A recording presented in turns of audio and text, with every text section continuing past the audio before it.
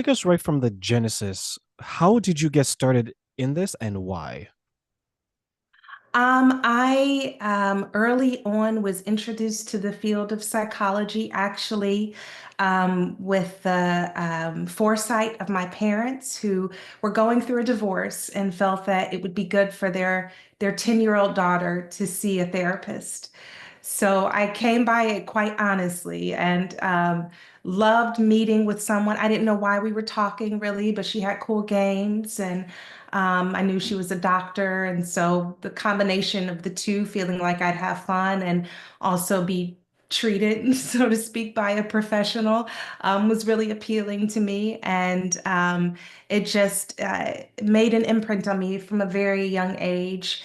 And I initially wanted to be a journalist, but I took my first psychology class and was just blown away by Freud and the ways in which people can be helped by talking. And so I started on an educational journey through psychology and went through my bachelor's, master's, PhD, and then did some advanced postdoc training in psychoanalysis. And I've always worked with kids, and so I wanted to reach kids and parents beyond the confines of my office space. And so I developed a website in hopes to do that.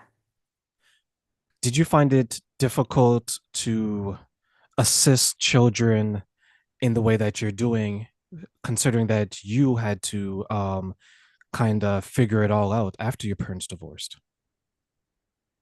I didn't find it, you mean in my profession or just kind of as a kid? In your profession? Okay. No, I didn't find it difficult. I knew that the field that I work in, the mental health field is very rich and there's a lot of directions you can go in. So very early on, I decided I was going to be a psychotherapist. And so I've had so much training that it's been tremendously assistive for me. And I've always worked with colleagues and people who've been in the field longer than myself. So they've actually helped me grow up in the field of psychology and mental health. I know there was someone that shared a story with me that they're in, I believe they're a therapist, and they had a difficult childhood with both their parents divorced at an early age. And as they grew into their role as a therapist, they began to see parts of themselves in the Gosh, clients that they were helping. Is that yeah. something that you experience? Yes, I actually think I think it's kind of a secret between between us therapists and psychologists that often you pursue this field because you want to understand your family and yourself in it. And so, I think that you turn your pain into passion, and I certainly have encountered that and stumbled into things where it touched on something personal in my life, and I often had to go back into therapy or seek supervision to make sure I can help people and not be too jaded by my own personal history. I recommended therapy to a friend of mine. Well, unfortunately, he's a former friend, and maybe it's because I recommended the therapy. But he was very against it, and he gave his reasons why. And then I spoke to a few people who are older than me because I'm 35 or so. I spoke to a few people who are in their 50s, and they were very against it as well. And what I found the commonality was is that they felt a certain level of shame in asking for help and embarrassment in going to someone to open up. And I could understand where they were coming from. And I told them there's no shame and there's no judgment. But I always like to hear your side of it. Like, what are some of the commonalities that you find are difficult for the clients that you're working with to help them work through what they're there to discuss with you? Yeah, shame is such a deterrent from asking for help. And oftentimes, what I find is the people who struggle the most with shame had a tough time asking for help in their younger years or in their personal life as adults. And so it's almost like an admission of a defect is how people can perceive asking for help of any kind, but particularly mental health help. And I find that once people um, understand the source of their shame, they can kind of place it in history and leave it there and then pursue what they want to pursue, which, in my opinion, people go to therapy so they can maximize their life, not necessarily fix their problems, but look at how they're doing things and see if there's a way they can improve.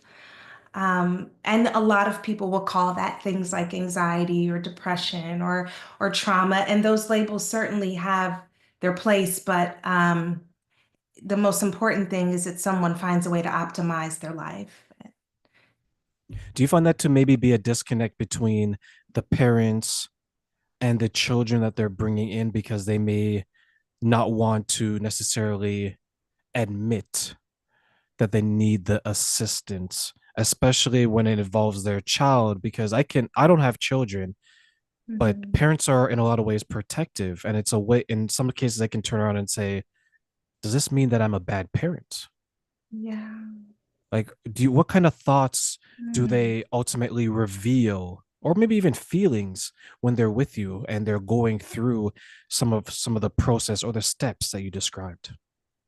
Wow, that's such a great question. I think that one of the reasons we're seeing um, children get diagnosed with things like ADHD or autism is in part because it can be a more manageable pill for a parent to swallow if their child is struggling with something organic, something perhaps neurological. Now, by no means is that easy or a preference, but because we live in a society where um, there's a more manualized form of treatment for those kinds of conditions, it seems to parents to be an easier path.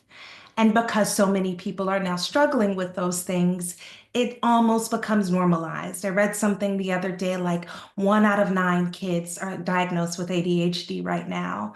And so there's a whole community and society available for parents if their child is struggling with ADHD.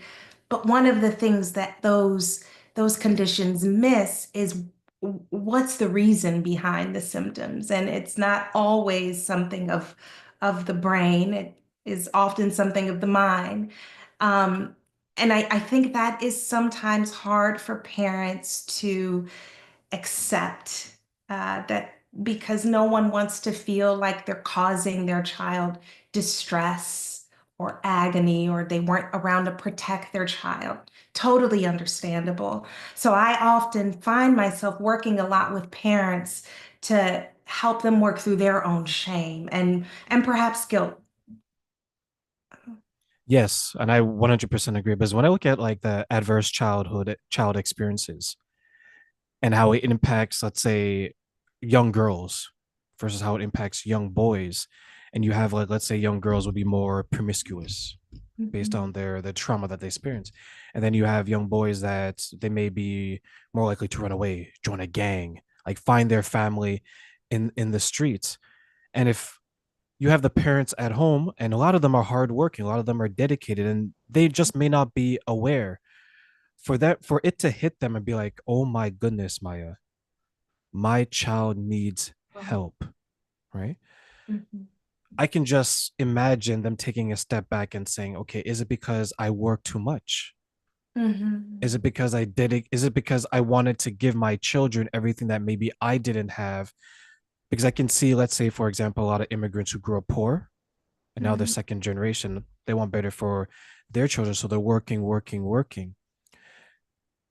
And it seems so painful to stand there and say, Maya, I need help because I think that I'm a good parent, but mhm, I'm raising children that are not doing so well.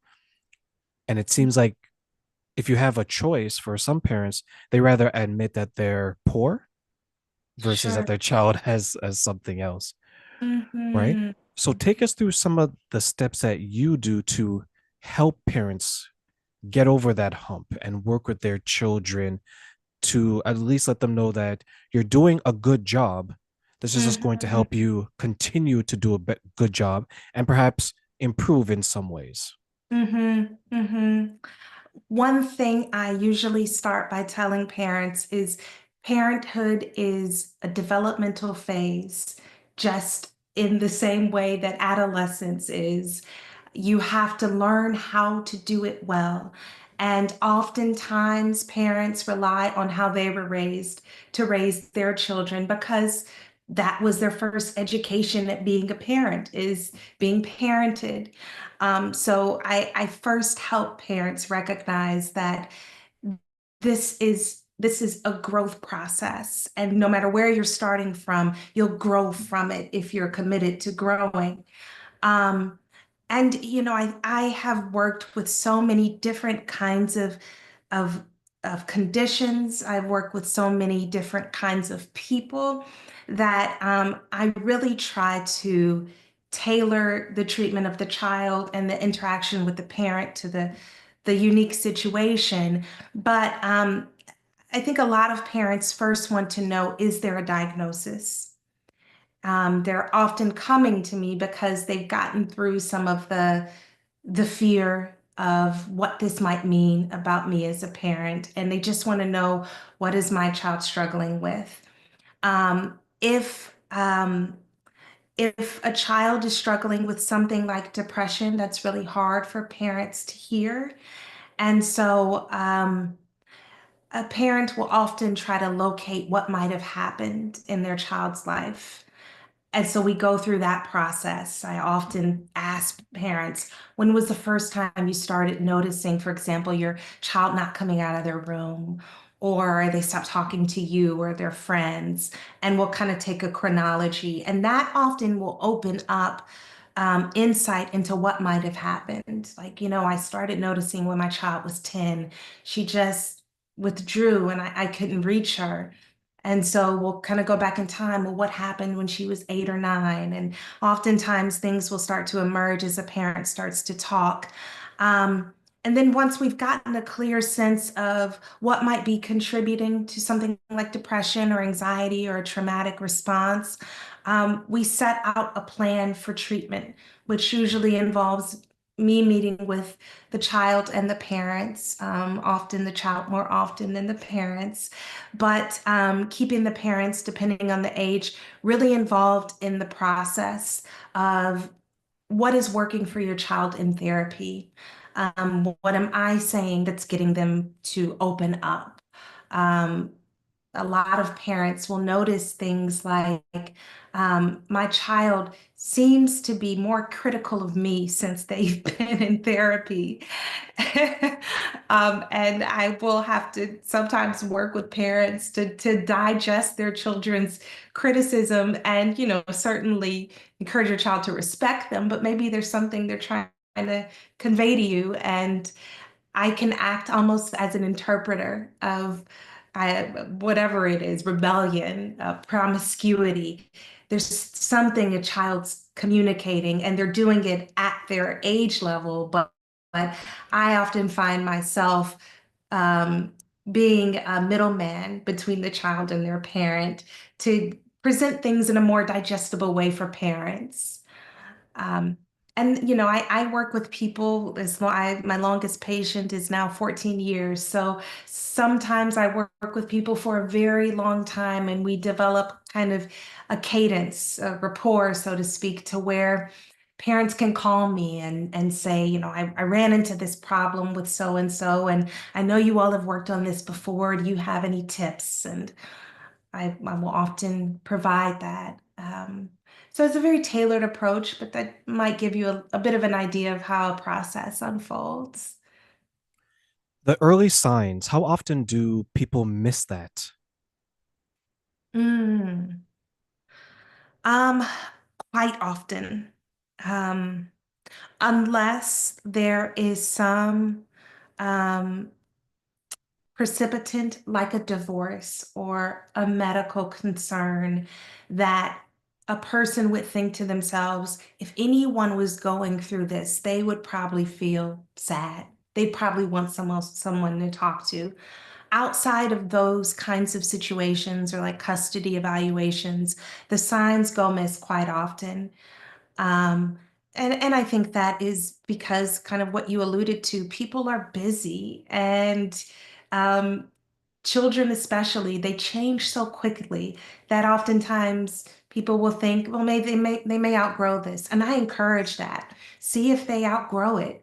But if you find that they keep running into the same obstacles, you all keep having the same kind of arguments, then maybe there's something more going on that's just not getting addressed at home. I asked that question, and that answer really was touched on it, is because then you have the dark side or the other side where you have some people they will unfortunately take their own life, Yes. right? Because it has been missed. And that could be, I would say, probably twice the trauma. Like you have the trauma of your child going through something. And as we discussed, right, it could be that you're just busy. So you're not willfully neglectful, but then ultimately your child decides that it's just too much for them. What are some things that we can do to make sure that we're not missing those early signs, or if we miss them, that we're not missing them to the point where by the time we are aware of it, there's, as you mentioned, there's a divorce, there's a medical condition, or unfortunately, the person has taken their life. Yeah. It's so, I mean, you're right. It's a double trauma for a parent, for a family, for a community. And as I'm talking to you, I'm sort of bringing people to mind. But I think some of the steps we can take is, if a person has gone so long without treatment, um, something that's borne out in research and in my clinical practice is they almost can enter a state of mania, where they're engaging in like risky behaviors or um, stopping jobs, ending relationships, changing relationships in a desperate attempt to hold on to something that they deem steady. Um, and so I think by that point, that's a pretty clear indication when someone's drastically making changes in their lives at a rapid pace. That's an indication that there's something they're desperately trying to achieve.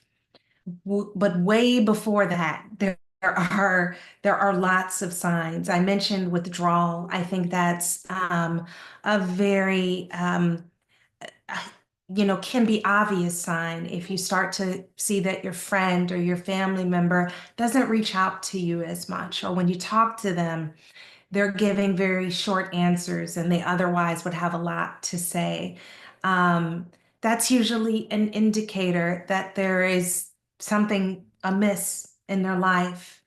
Um, Another indicator might have to do with um, uh, using substances or alcohol to a greater degree than a person otherwise would, and um, doing so in a way that might even be um, legitimized by them.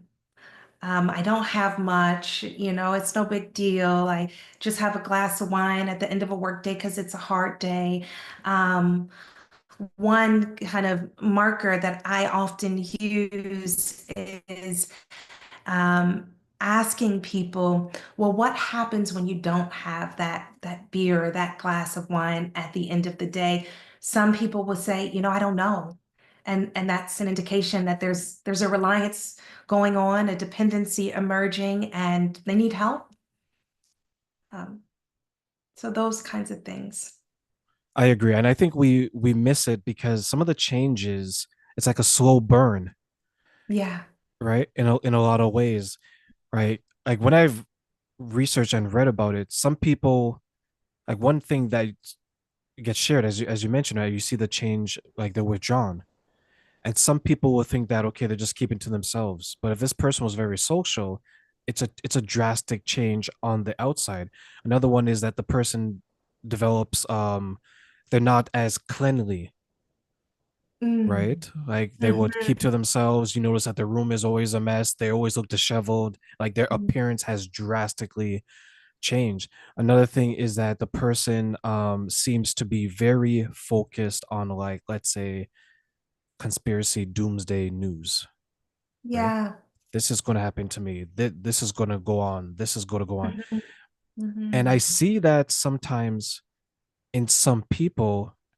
And one of the things that I was always taught is that just ask them how they are, because sometimes they just need someone to say something because they don't have anyone to talk to. So they're searching for something. And I think one of the behaviors that we probably see a lot more of, especially since the lockdowns, is the reliance on online, especially if someone's Yes. withdrawn, right? They Receiving stick to that. the Yeah. online and they just fall into like this world of the online world. So do you think that maybe we need more education when it comes to this, or is it we just need to be more aware and start to care a lot more by asking, hey Maya, how are you actually doing today? Or is it a mixture of both? Or do you think it's something totally else? I think it's certainly those things, education. I think people need to, it's hard to say. I don't think people are operating out of ignorance. I think people are operating out of a sense of helplessness. I can think back to many, especially teens I've seen over the years, where the parents and the teen get into a real battle around phones and being on social media.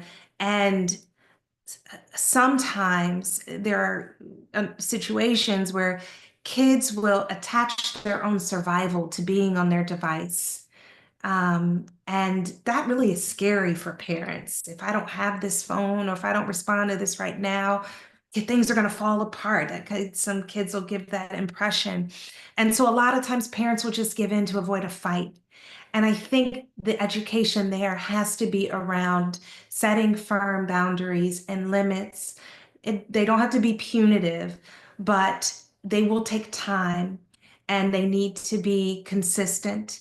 Um, and I also think another important factor is something we in my field call mentalizing, which is a version of empathy, but a bit more cognitive than that. So if someone is able to mentalize, they're able to say, I know this person. For example, I know my child, and I know what they just went through in school. They maybe just got a bad grade. And so, given what I know about them, how do I think they're going to respond in that moment? Oftentimes, children will retreat to their phones or social media when they're stressed out.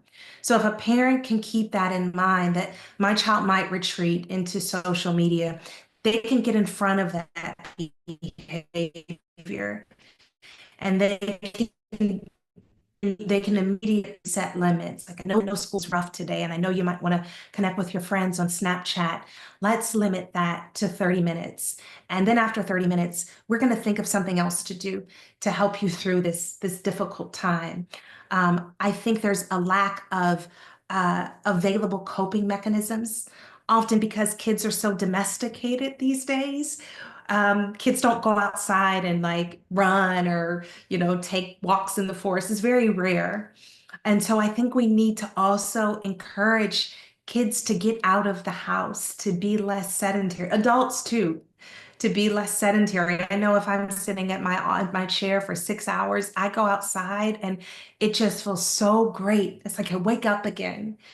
And I think when we're glued to our phones or our devices, we forget there's a world out there that's full of things to be interested in. Um, Do you think that maybe sometimes it could be that from prior to 2019, we looked at the world one way, which involved the outdoors a lot more. And then post 2022, we see the world involving more of the internet and social media. I do. Yeah. Yeah.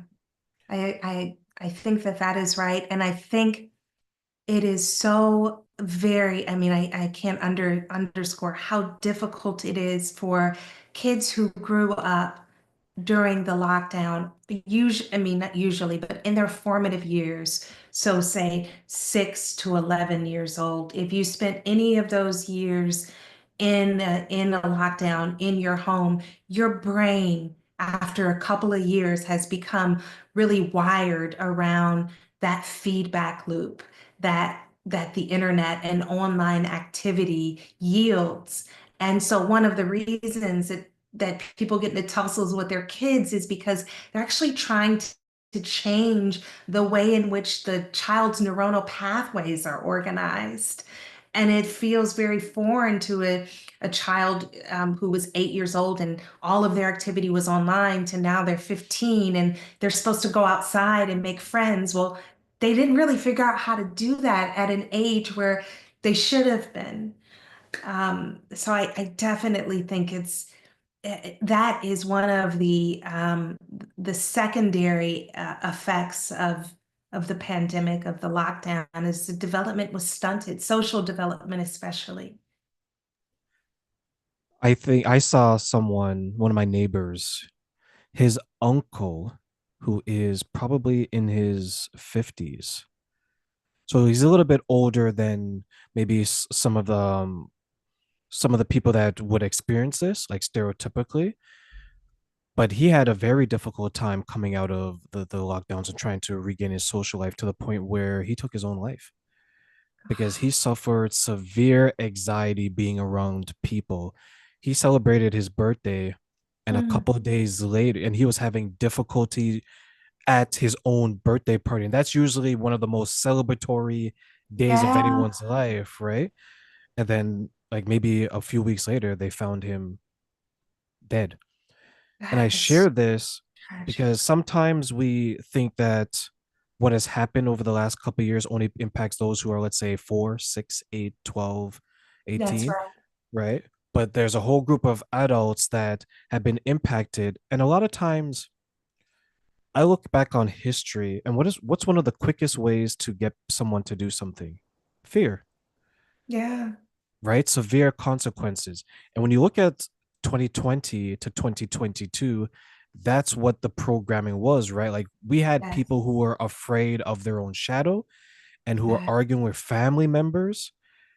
And to come out of that and then to have someone try to just tell you, okay, you can live your life and you don't have something to counteract that. Like, how difficult do you think, Maya, that could be where you have the power of fear for 2 years, hmm 3 years, and you try to overcome that, and all you have is basically saying that do this, you're gonna feel good. yeah, yeah. That has been so astounding. I think I I think that some people felt really um, pushed to the brink of what they could realistically do after we came out of the pandemic. I know some people really thought, I need to just, I'm going to go back to work. I'm going to get back on my exercise routine. I'm going to do all of these things, and then we'll run into immediate obstacles of gosh, I've put on weight. It's not so easy to get back on this bike. Or some people are wearing masks and some people aren't. And so who do I engage with? And I just think there were so many small moments that we underestimated would really affect us all. And I wonder, kind of given what you're also pointing out, if we expected too much from each other too quickly, if we needed to be more patient with ourselves and with each other as to how we can realistically reemerge from almost like 2 years of watching a horror story.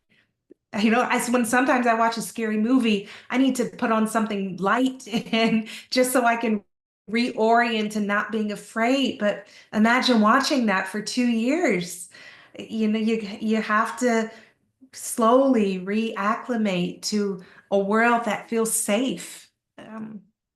Yeah, it's like Yeah. when you have like the example, it's like war, when you have someone who's conditioned to see suffering, pain, dead bodies. When you try to reintegrate them into society, it's not just a week. It's not even Yeah. a year. It can take so many years. And how many people are suffering PTSD Right. from what they experience? So I could just imagine the difficulties in my life, and my heart goes out to those going through it. And my appreciation goes to people like you who are working through them because they need people like you Mm-hmm. in this Mm-hmm. world. They need the support system because they definitely can't do it by themselves. And then if you throw in the factor that they're children, 8 years old, who, as you pointed out, right, they were robbed during their formative years of trying to be social. We have children who weren't allowed to be children, Yeah. right? And when you get Mhm. those clients in your office, how do you try to acclimate them to a childhood that maybe they don't even know that they lost? Yeah, yeah. I was talking about this with a parent community here in San Diego. Um, I told them that before the pandemic, I've been in practice for almost 20 years. Before the pandemic, kids would come to my office and they'd go immediately to the toys. I had toys everywhere, but I had one big closet that was filled with toys. Go immediately for it. Now, when I see kids, they look for the digital items in my office. It's fascinating. They'll look at the clock that's digital or want to see my phone, or if I have my iPad, they'll want to explore that. I still have a closet full of toys. But there's just very little, I don't want to say interest, but it's kind of a novelty. And so I find myself having to teach kids how to play now, how to, if something is colorful and you want to play with it. We'll talk about it together. But it's very hard because attention can quickly shift to talking about a video game or asking if I've seen a YouTube video and can we watch it. And so I'm often having to redirect people to not just the play, but a relational moment with their therapist. It's a challenge. So I take my hat off to parents, especially who have been able to acclimate their child back into being a child again. It also makes me think of the many adults I've seen, older adults too, who underwent really traumatic childhoods. And sometimes our work is around becoming more spontaneous in life, teaching adults how to play because they spent many of their younger years surviving.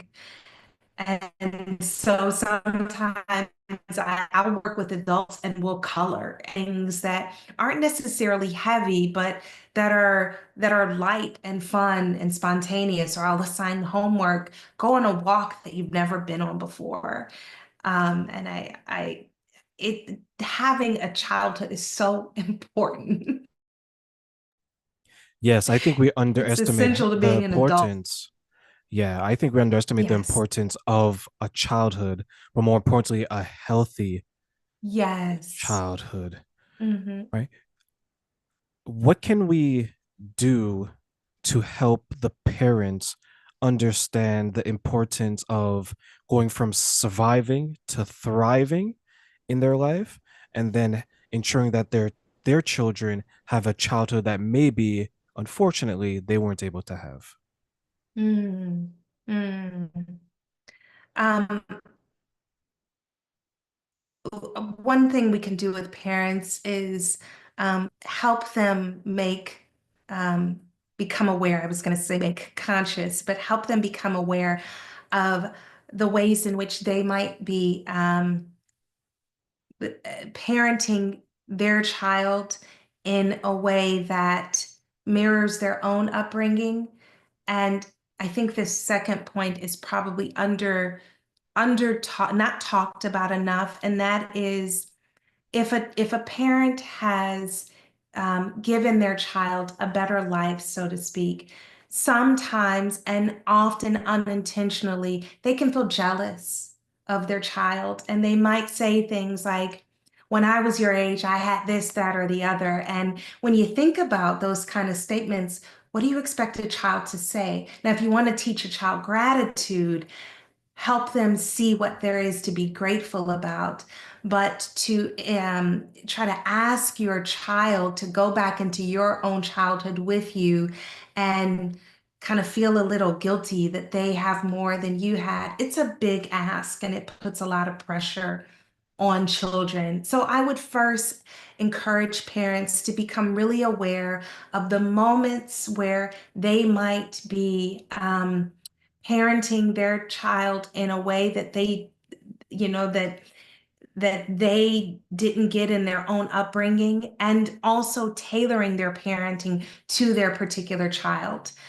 Sometimes we forget that children are unique beings, and like a child might not be as interested in something as their parents are.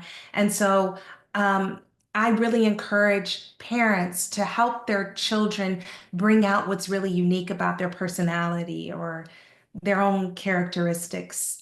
Um, and also, especially in lieu of the pandemic, it's so important that we don't minimize what a person has gone through as a result of being in a lockdown situation for multiple years. Some kids and adults are probably might be afraid to go outside. They might be afraid to go to like parties.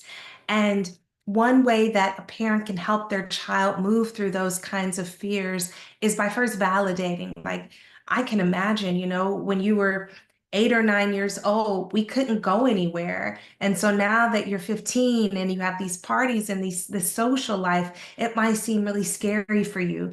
And I sometimes say to parents, get down on your child's level and try to talk to them in ways that you can meet them. So talk to them about a friend who might be at an event if they're feeling anxious, or tell them that if they're feeling so anxious, they can call you and you all can talk about it. They can take a step away. I guess in essence, I'm saying be gradual and gentle with children, but also firm in your boundaries. There are some things that kids just have to do. Um, so those are some things I'd suggest.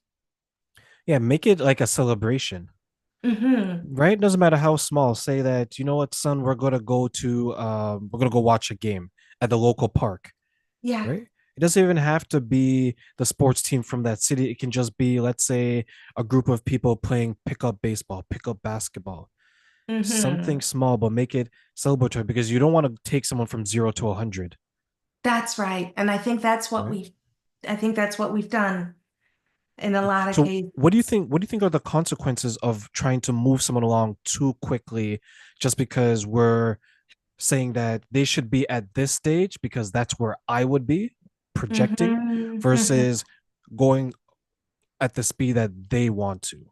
Yeah. There are two outcomes that come to mind right now. The first is what we traditionally know as anxiety, but more specific than anxiety, is a defense mechanism kicks in when someone is being told to do something that they feel really uncomfortable about. And that is, they might engage in a situation where a part of them is doing it. A part of them is going to the park or going to school. And then another part of them is really dreading the experience, really scared. And in an effort to kind of um, accommodate their parents or their teachers' requests, they can become really compliant at school. And then when they get home, all bets are off. They're argumentative. They're not doing their homework because they spent so many hours or even just a couple of hours trying to comply. And I think if you see, I hear this time and time again from parents, my child's a different kid at home than they are at school. And if a parent is seeing that kind of difference, that indicates that your child is probably feeling really anxious. And they're using this defense mechanism of compliance to just get through the day. So then the goal is integration. The goal is how do you ensure that what is happening at school can be brought into the home, and what is happening in the home can be brought into school, whether that be through um, you know, if a child is doing their studies in school in a particular kind of environment, try to emulate that at home. Um, so I think that that's one outcome of rushing people into something. We often feel that as adults, if we're rushed into something well beyond our readiness, we feel anxious, like we don't have what it takes to do the thing. Another thing that can happen is what we customarily consider depression, where someone feels so defeated that they aren't able to muster up the energy or the resources to get through the next moment of the day, and they just feel terrible about themselves because of it. And so I think those are two ways in which depression and anxiety manifest as a result of pushing someone way beyond what they can realistically do. Is that difficult for some parents to accept, considering that they may be busy and perhaps they don't have all that time to dedicate to someone who's going to be slower than they would want them to be on that journey? Yes. It's frustrating. It's really very stressful for parents. And I think sometimes um we're too quick to encourage parents to quickly help their child make a change. And then I think their children feel the result of that urgency. We're just operating on almost too high of a bandwidth that it's hard to keep up with. So I definitely think that that's the case. So, what are some tips that maybe you can share with parents to avoid that and understand that it's okay to take some time with your children, even though we know that you're busy? There's work that you need to do as a parent, and there's still work that the child needs to do as a child. Yeah, one thing that a supervisor told me a long time ago especially when I'm working with people multiple days a week, is there's always tomorrow, we hope. And I sometimes try to convey that message to parents. You're going to mess up. You're going to make mistakes, but it matters what you do after. And after might come at bedtime, after might come later in the week, but make sure an after comes. So if you mess up, if you make a mistake, if you get really angry at your child or you're embarrassed about something, be human with your child and try to repair afterward. Because oftentimes we don't have the time to sit down and talk and hash things out in the way like someone like me, a therapist, would. But you have to make the time and you have to fit the time in. I also think it can go so far for parents to just drop little small nuggets. Like if a child is getting ready for school, say something like, you know, I know we had a rough moment last night, and I'm excited that this is a new day. And so let's really embrace this new day. And if you want, when you come home, we can talk about what happened last night. But just let's try to reset. And I think that that's really important. Another line I love is, let's begin again. And we can talk about what happened, but right now let's just begin again. Um, and you don't want to sweep anything under the rug, but I think there's a lot of value in acknowledging that tough moments come and they go, kind of like meditation. Sometimes you let thoughts come and you let them go, and some things stick around a little longer, and we can deal with those. But holding on too tight to troubling moments just creates tension. I think Um, that reset tip is so underappreciated and undervalued. I wonder how many people's reset is to sit in front of the TV and just watch until they're tired. Yeah. That's their reset, right? Yeah. So how can we find healthier, more productive ways to reset as a Mm-hmm. person? Mm-hmm. Mm-hmm. I think there are moments throughout the day. I am a big proponent um, of grounding moments. Even if you're working, if you find yourself, really tense in your body, that's an indication that I'm holding on to something really tight. So maybe I just need to take a step from this task or this activity and just sit for a couple minutes and do nothing for a moment, do nothing, and then reset and come back to whatever it was you were doing. But if something is stressing you out, is freaking you out, the utility of staying involved in it is really fruitless because you're just going to try to overcome your stress and often not be able to do that because you're already heightened in stress. So I think that's one tip, is just kind of a grounding moment that people can take. I think another one is also nature. I think there's so much that we can, even if it's freezing cold where you live, open the window and just kind of get a break from the confines of our offices or our classrooms or our computers and let new life in, is a way to reset. And also reaching out to someone you trust or you love or you care about. Sometimes the best resets are those that are based in care and those that are based in help. So if you've been meaning to call somebody, pick up the phone and call them. That can be a reset for you, and it can also check off something on your list that you've been meaning to do and be nourishing if it's a really valued relationship. Two situations that I had to reset was one, I had to figure out, is what I'm doing leading to a happier life? Mm, Because I would work, people please, people please, people please. And then I would be stressed at the end of the day. I needed not only a reset for the day, I needed a reset in my life. yeah, Right. And to your point earlier, right? Something, a lot of times for us to know something needs to be changed, it has to hit us as hard as possible right in the face, yeah, right? Because life will give you so many hints and indications. And if you keep ignoring them, life will say, okay, I'm going to force you into it now. yeah, yeah. Right. And then that would ultimately happen. And the second time I figured out I needed a reset was I needed to get something in my life daily that's going to ground me, as you mentioned. Hmm. Meditation helped, yoga helped. And one thing that helped, and I think a lot of people maybe miss this, was just stretching and deep breathing, Yes, starting yes, my day, right?